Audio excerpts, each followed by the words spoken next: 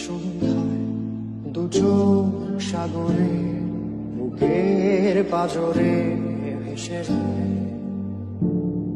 অবাক জোছনায় লুকিয়ে রেখেছি ভেজা চোখ দেখায়নি তোমায়।